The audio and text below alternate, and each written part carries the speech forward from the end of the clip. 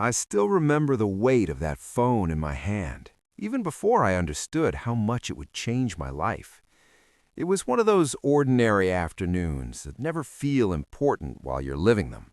The sky was dull, the street was quiet, and I was just walking home, thinking about nothing in particular. Then I saw it, a smartphone lying face down near the bus stop.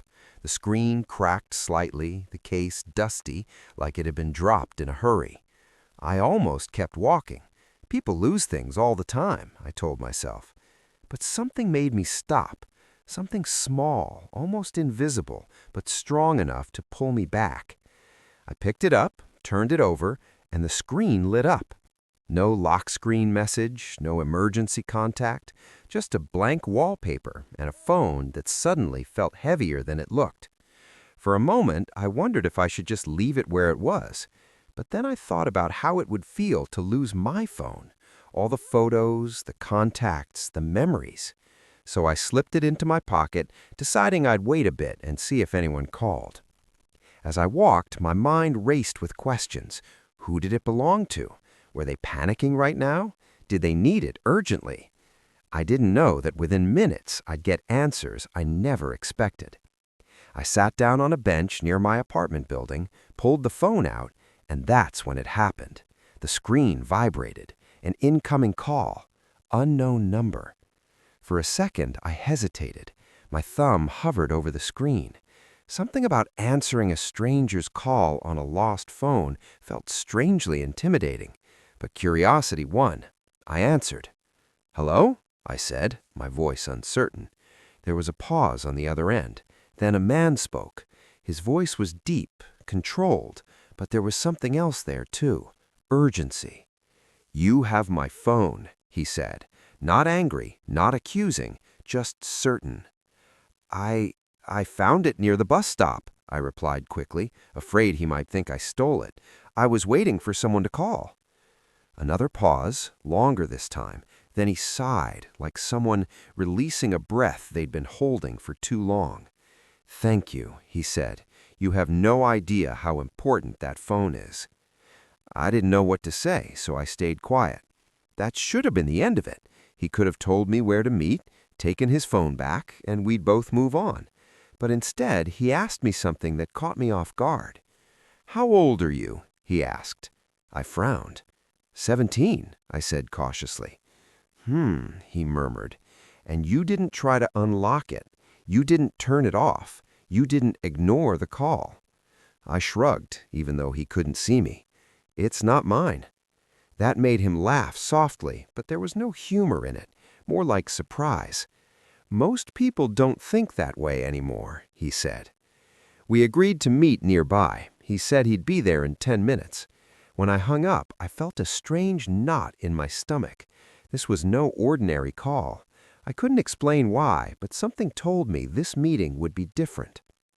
10 minutes later, a black car pulled up across the street. Not flashy, but expensive. The kind of car you notice even if you don't care about cars. The door opened, and a man stepped out. Tall, well-dressed. His posture alone made him stand out. He looked around, his eyes scanning until they landed on me. I stood up, suddenly feeling underdressed in my worn sneakers and faded hoodie. I held the phone out. "This yours?" I asked. He smiled slightly. "Yes, and you must be the honest kid who answered the call." He took the phone, checked it, then looked back at me, studying my face like he was trying to read something between the lines. "What's your name?" he asked. I told him. He nodded. "Do you know whose phone this is?" I shook my head. "This phone," he said slowly, "belongs to someone who built his life from nothing, someone who once lost everything because no one gave him a chance." I didn't know what to respond. He wasn't bragging. If anything, he sounded reflective, almost heavy. He reached into his pocket, pulled out some cash, and held it toward me. "Take this," he said, "for your honesty." I stared at the money. It was more than I'd ever held at one time. My first instinct was to refuse. I didn't do it for money. That made him stop, truly stop. His hand froze mid-air. Slowly, he put the money back. "Then you're rarer than you realize," he said quietly. I thought that was the end of it.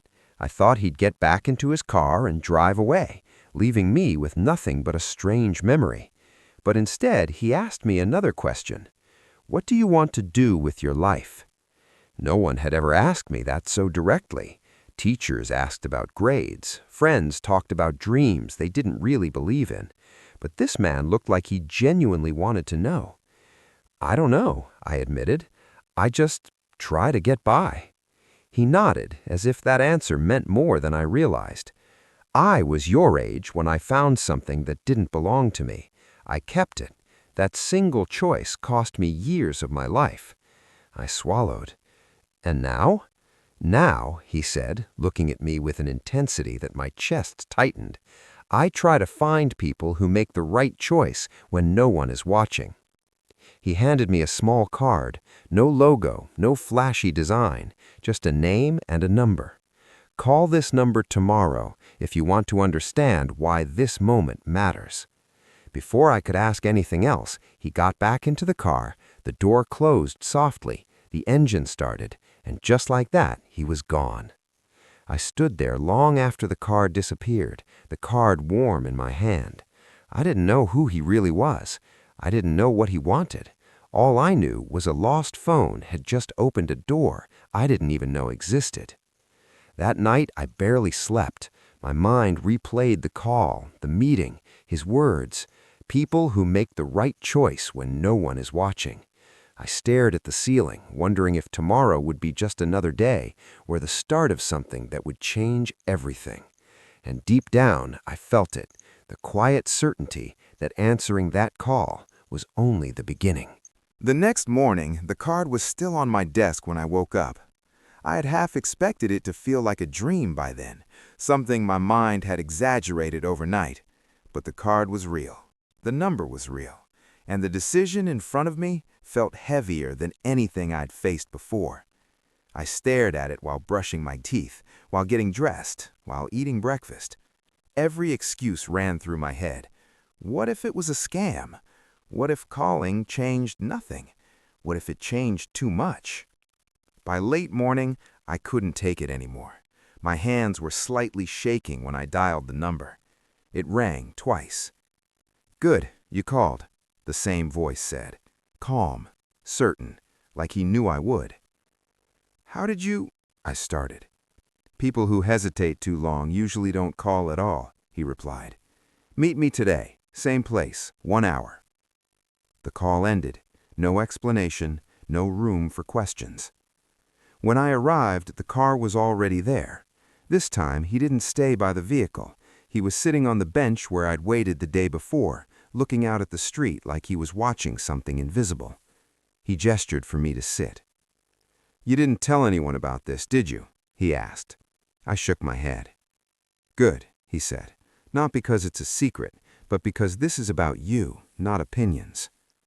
He looked different in daylight, tired maybe, like someone who carried too many memories. "Yesterday," he continued, "you did something simple. Most people think simple actions don't matter. They're wrong." He leaned back, eyes fixed on the sky. "When I was 17, I found a wallet, cash, IDs, everything. I kept it, told myself the owner was probably rich, wouldn't miss it. That decision followed me for years. It taught me the wrong lesson, that the world only rewards those who take." I listened, barely breathing. "I built success later," he said. "Real success, but the guilt stayed. So now, when life puts someone honest in my path, I pay attention." He stood up. "Come with me." I hesitated, then followed him to the car. The inside smelled clean, expensive, unfamiliar. As we drove, the city slowly changed. Familiar streets turned into places I'd only seen online. Offices with glass walls, buildings that looked untouchable. We stopped in front of one of them. "This is where I work," he said simply. Inside, everything felt unreal. People moved with purpose. Screens glowed with data I didn't understand. No one looked at me like I didn't belong, but I felt it anyway. He led me into a quiet room and sat across from me. "I'm not here to adopt you, rescue you, or turn you into some inspirational story," he said. "I'm here to offer you access." "To access to what?" I asked. "To learning, to seeing how decisions shape outcomes, to opportunities most people never notice because they're too busy chasing shortcuts." He slid a folder across the table. Inside were program details, mentorship, paid internships, education support. "This isn't charity," he said firmly. "You'll work, you'll fail, you'll be tested. But if you stay honest, if you stay curious, this can change your life." My throat tightened. "Why me?" He didn't answer immediately. Then he said, "Because character shows itself in small moments, and the world needs more people who don't walk past them." For weeks after that, my life shifted, slowly at first. I started spending afternoons learning instead of wandering. Mornings felt different when you had purpose. I struggled. I made mistakes. There were days I wanted to quit. And every time I remembered the phone, the call, the choice. One evening, after a long day, he sat beside me and said, "You know what's funny? You didn't pick up a lost phone. You picked up your future." That's when it hit me. The call didn't change my life because of who was on the other end. It changed my life because I answered. And I knew then, this wasn't the end of the story. I didn't realize how much I had changed until one night, months later, when I found myself standing in the same street where it all began. Same cracked sidewalk, same noise, same corner shop, but I wasn't the same boy anymore. Back then, my days were about getting through. Now they were about building something. The program pushed me harder than I ever expected. Long hours, questions I couldn't answer, moments where I felt stupid, slow, out of place. There were people smarter than me, faster than me, more confident than me. For the first time in my life, honesty wasn't enough. I had to learn discipline. There was a night I almost quit. I remember sitting alone, staring at my screen, everything blurring together. I thought about my old life, how simple it was, no pressure, no expectations. I could disappear and no one would notice, and that scared me more than failure ever had. The next day, he called me into his office. No warning, no small talk. "You're carrying fear," he said, "not failure, fear." I didn't respond. "People think fear is a weakness," he continued. "It's not, it's information. It tells you that you're standing at the edge of growth."